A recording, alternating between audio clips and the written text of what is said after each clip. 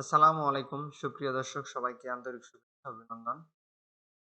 আজকে আমি আপনাদের সাথে যে টপিক নিয়ে কথা বলবো তা হলো মাইক্রোসফট এক্সেলে কিভাবে বিভিন্ন সংখ্যার আগে আপনারা বিডিটি সহজে বসাতে পারবেন। আপনারা যেই সংখ্যাটির মধ্যে আপনারা বিডিটি বসাবেন সেই সংখ্যাগুলি প্রথমে বা সেই সেলগুলি বা যতগুলি সেল আপনি বিডিটি করতে চান সেই সেলগুলি আগে সিলেক্ট করতে হবে। ধরুন আমি এখানে টোটালটা অথবা সাব টোটালটা যদি আমি আকারে করতে চাই, তো যেটাই করব প্রথমে একটি সংখ্যা লিখে নেবেন, তা না হলে কিন্তু হবে না।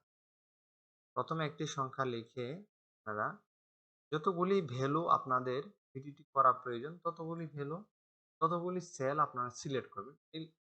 এই সেলগুলি আপনারা যদি আগে লেখেন তাহলে হবে, অথবা যদি একটা লিখে যদি ফাঁকা রেখে সবগুলি সিলেক্ট করেন পরবর্তীতে আপনারা সংখ্যা লেখেন তাহলে হবে। আপনাদের সুবিধা মতো আপনারা লিখতে পারবেন ফরম্যাটটা করার পরে।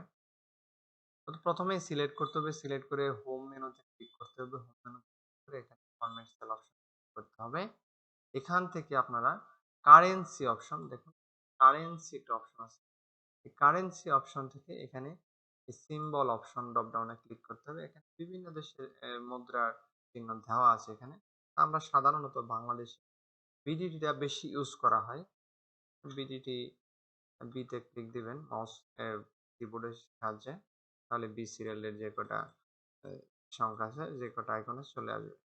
বিডিটি ধরেন আমি বিডিটি আমাদের বাংলাদেশে বিডিটি সংখ্যার আগে দিতে হয় ক্ষেত্রেই বিডিটি এখানে ক্লিক করবেন। বিডিটি সিলেক্ট করে এখান থেকে ওকে প্রেস। এখন দেখুন এটা হ্যাশ দেখাচ্ছে। কেন হ্যাশ দেখাচ্ছে? আমার এই কলামে বিডিটি বসানোর পরে যতটুকু জায়গা প্রয়োজন ততটুকু জায়গা এখানে নাই। সেই কারণেই এখানে হ্যাশ দেখাচ্ছে। আপনাদের অনেক সময় সংখ্যা লেখার ক্ষেত্রে এরকম দেখাতে পারে। তাহলে আপনারা শুধু সেই সংখ্যাটি সেই কলামটিকে বড় করে দেবেন, অথবা সেই কলামের উপরে ডাবল ক্লিক করলেও চলে আসবে। দেখুন বিডিটি চলে আসবে। আপনার যতগুলি সেল প্রয়োজন ততগুলি আপনারা সিলেক্ট করবেন। সিলেক্ট করলেই আপনার সিলেক্ট করে ফরম্যাট সেল থেকে আপনারা বসাতে পারবেন।